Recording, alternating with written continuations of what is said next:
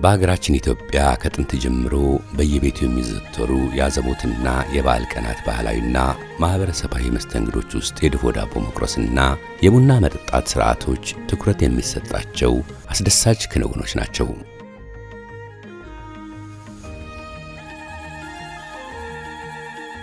የአሜንት ኃላፊነቱ የተወሰነ የግል ማህበር ከባህልና ስፖርት ሚኒስቴር ጋር በመተባበር የሚያዘጋጀው የሺጋብቻ ካርኒቫልና ኤክስፖ ፕሮግራም በትልቆቹ ድፎ ዳቦ፣ የረጅም ኬክ ቆረሳና የቡና ጠጡ መስተንግዶ ትዕይንቶች የታወቀና የሚናፈቅ ልዩ የሁነት ዝግጅት ሆኗል።